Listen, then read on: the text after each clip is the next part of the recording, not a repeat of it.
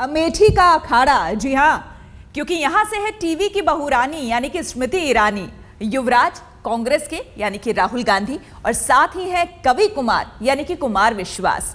अमेठी में बहेगी किसकी बयार, अमेठी की जनता किसे पहनाएगी जीत का ताज। राहुल गांधी और कुमार विश्वास ने नामांकन के बाद आज बीजेपी उम्मीदवार स्मृति ईरानी ने भी अमेठी से अपना नामांकन दाखिल कर दिया है। पूजा पाठ रोड शो के बाद स्मृति ने नामांकन दाखिल करते ही दावा किया कि जीत उन्हीं की होगी। बीजेपी नेता स्मृति ईरानी ने भर दिया पर्चा। अमेठी में बीजेपी का कमल खिलाने के मकसद से टीवी की बहुरानी से नेता बनी स्मृति ईरानी ने दाखिल कर दिया नामांकन। अमेठी की जंग आसान नहीं, गांधी परिवार का गढ़ है अमेठी, तो आप नेता कुमार विश्वास भी बीजेपी की तैयारी से काफी पहले से अमेठी की खाक छान रहे हैं। लिहाजा बीजेपी नेता स्मृति ईरानी को दुआओं की सख्त जरूरत है। इसलिए नामांकन भरने से निकलने से पहले स्मृति ने दिन की शुरुआत पूजा पाठ से की। अपने आराध्य से आशीर्वाद लेने के बाद स्मृति अमेठी की जनता का आशीर्वाद लेने निकली। अपने पति जुबिन के साथ अमेठी में रोड शो किया और कई घंटों तक अमेठी की सड़कों की खाक छानने के बाद गौरीगंज कलेक्ट्रेट में जाकर नामांकन दाखिल कर दिया। मुकाबला काफी कड़ा है, लेकिन न बीजेपी कार्यकर्ताओं के जोश में कमी है और न ही उम्मीदवार स्मृति ईरानी के हौसलों में। स्मृति के नामांकन के बाद अमेठी के मुकाबले की तस्वीर तय हो गई है। 12 अप्रैल को राहुल गांधी का नामांकन हुआ, एक दिन पहले आप नेता कुमार विश्वास का नामांकन, और आज बीजेपी उम्मीदवार स्मृति ईरानी ने भी अमेठी से अपनी उम्मीदवारी नामांकन के साथ पक्की कर दी।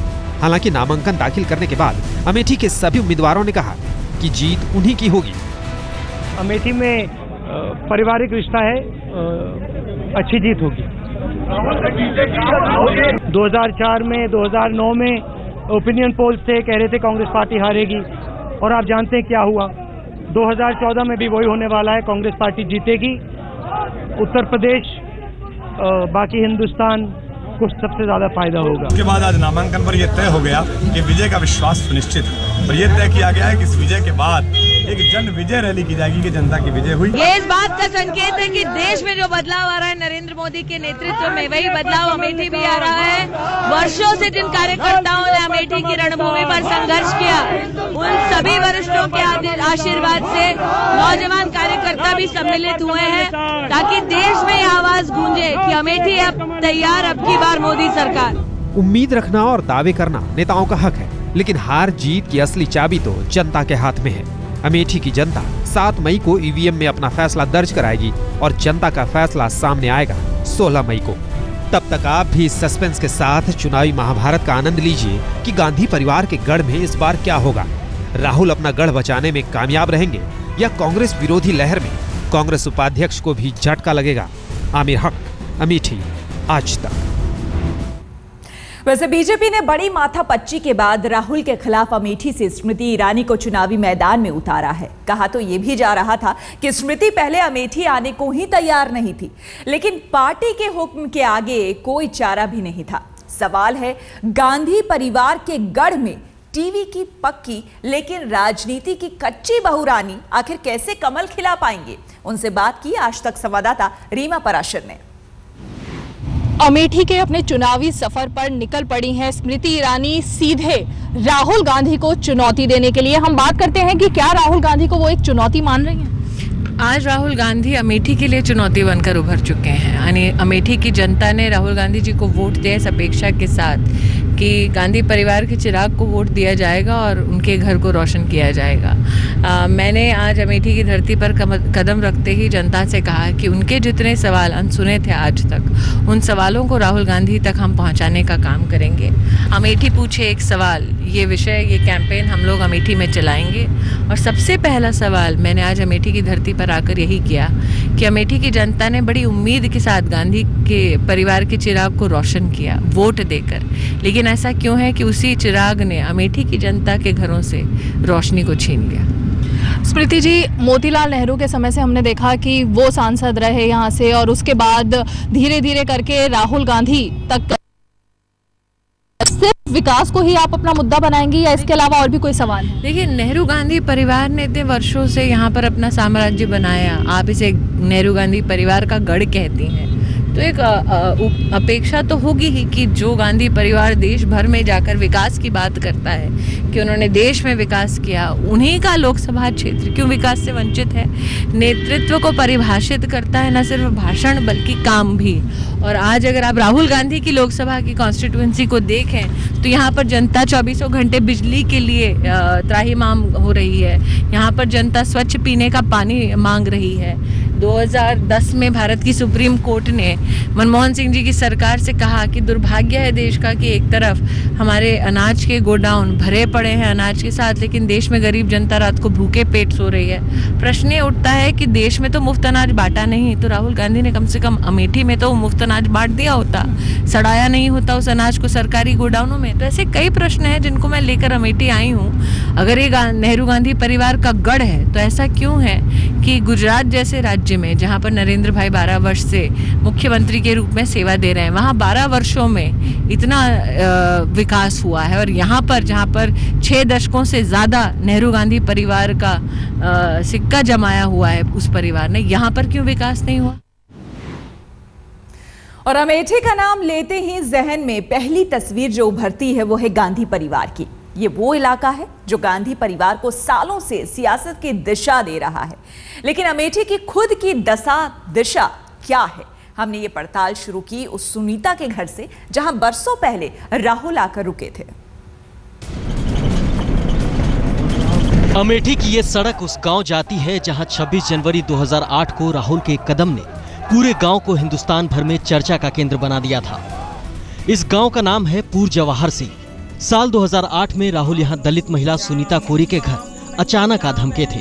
राहुल ने सुनीता और स्वयं सेवा समूह में काम करने वाली तमाम दलित महिलाओं के साथ यहां पर खाना खाया और कच्ची झोपड़पट्टी में सोए।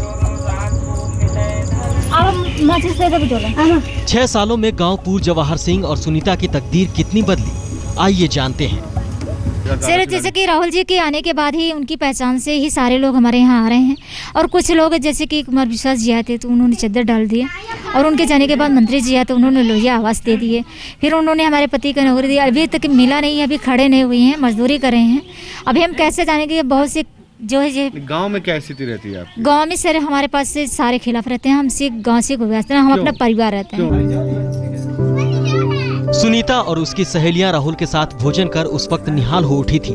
स्वयं सेवा समूह में काम कर परिवार का पेट पालने वाली सुनीता को लगा कि जिस कांग्रेस का कर्णधार झोपड़ी में वक्त गुजार सकता है, दलितों के साथ निवाला खा सकता है, वो कांग्रेस ही उसके दिन बदल सकती है।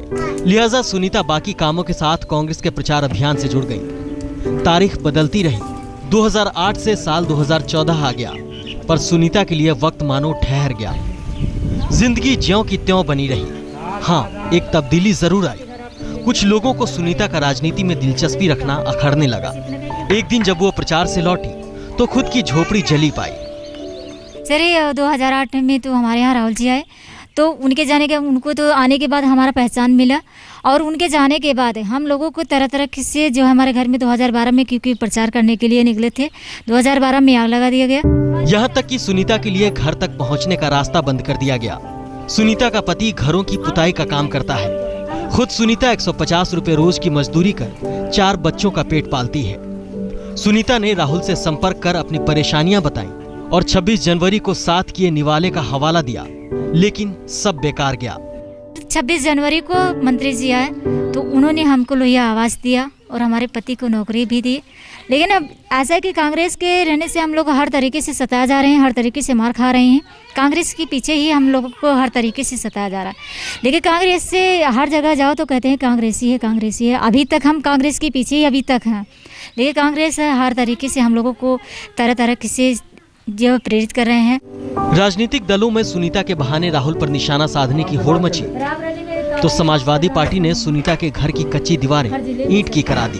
कुछ दिनों बाद आम आदमी पार्टी के प्रत्याशी कुमार विश्वास ने उस पर एस्बेस्टस की छत डलवा दी। पर सच तो ये है कि सुनीता की बुनियादी जिंदगी ना तो तब बदली थी और ना अब, पर इन छोटी छोटी मदद का ढिंढोरा जमकर पीटा गया। वो सुनीता कोरी के घर भी गए थे, उसका घर दबंगों ने जला दिया, बहुत परेशानी हुई। हम उसकी छत डलवाने के लिए गए थे। हमारे यहाँ कहा जाता जहाँ जहाँ चरण पड़े संतों के, जहाँ जहाँ उनके चरण पड़े वहाँ वहाँ वो कूड़ा करके निकल लिए। ये उनका दलित टूरिज्म है, ये उनका जिसे कहते हैं ना पॉवर्टी टूरिज्म है। नेताओं के वादे और इरादे से तो किस तरह से अमेठी की जनता के साथ दरअसल सियासत हो रही है, उसकी एक तस्वीर थी। अमेठी के गांव करनाई में भी हमने विकास और बदलाव की तस्वीर देखने की कोशिश की। यहाँ हमें हैरत की बात यह लगी कि 21वीं सदी में भी इस गांव के लोगों को महज एक ही बात चाहिए थी और वो थी कुआं। इसी पर सब कुछ ठहरा हुआ था। आपको यकीन नहीं होगा, आप खुद ही देख लीजिए। कहने को तो ये इलाका वीवीआईपी है। कांग्रेस उपाध्यक्ष राहुल गांधी 10 साल से यहाँ के सांसद हैं, लेकिन विडंबना देखिए, यहाँ के लोगों को दाल रोटी ही नसीब है। सिर्फ इतना ही नहीं, ये दाल भी आसानी से नहीं मिलती, क्योंकि दाल बनाने के लिए कुएं से पानी लाना पड़ता है। कहने को नलकूप हैं, लेकिन उससे खारा फ्लोराइड युक्त पानी आता है। देखिए ये पानी पीकर आपको कैसा महसूस होगा। पानी बहुत तीता है, नमकीन भी है और इतना खराब पानी है कि पीने के बाद लग रहा है कि पलटी हो जाएगा। बहुत गंदा पानी है। पानी की समस्या से गांव वाले बरसों से परेशान हैं। तमाम शिकायतें की, लेकिन समस्या का कोई हल नहीं। खाना पीना इस पानी से नहीं बन पाता, दाल उबलती नहीं है। सब काम आए, कपड़ा धुलते, हाँ, बर्तन धुलते। पीने लायक नहीं? नहीं, पीने लायक नहीं। दरअसल इस गांव में 4-5 नलकूप हैं। सबके पानी का हाल एक ही है। कुछ साल पुराने जंग खाकर गले मुरझाए नलकूप बता रहे हैं कि इसके पानी से इंसान का क्या हाल होगा। नलका से पानी पीते हैं लोग, उससे तो पानी ठीक नहीं। नलके में इनारे का पानी पीते हैं तो बीमार होते हैं। तो इसको सावधानी सरकार कुछ करे, मदद करे। 10 साल इस गांव के लोगों की डिमांड बड़ी नहीं है। ये बूढ़ी अम्मा बताती हैं कि यहीं एक छोटा कुआं है, 10 साल पहले सूख गया। ये अपने कांपते हाथों को जोड़कर बस अच्छा पानी मांग रही है। नलका बहुत दिक्कत है बेटवा, वही नदी एक तीरे इनारा है, हुआ से ले आई था। नलका नलका भैया यह कहती है हुआ वो बिगड़ गया। चुनाव का मौसम आ गया है और अब जनता हिसाब मांग रही है। राहुल एक बार फिर मैदान में है। गांव वाले अब बगावत पर उतर आए हैं। कहते हैं कि पानी नहीं तो वोट नहीं करेंगे, लेकिन सिर्फ नोटा का बटन दबाएंगे और किसी की पार्टी की तरफ नहीं देंगे, न कांग्रेस न बीजेपी न संसद। ऐसा नहीं है कि यहाँ पानी की समस्या के समाधान के लिए कोई ज्यादा मेहनत करनी है। गांव वाले चाहते हैं कि कुएं की मरम्मत करा दी जाए, पानी खींचने के लिए गरारी हो जिससे हादसों को रोका जा सके। ये इकलौता ऐसा गांव नहीं है जो प्यास से परेशान है। आसपास के 4 गांवों में ऐसे ही हालात हैं। ये हालात देश के सबसे वीवीआईपी इलाके के हैं, लेकिन नेताओं के पास विकास के दावे हैं, भविष्य का सुनहरा सपना है, लेकिन जमीनी हकीकत ये है कि 60 साल में लोगों को पीने का पानी नहीं मिला है और आगे भी न जाने कितना लंबा इंतजार है। कुमार विक्रांत, अमेठी, आज तक।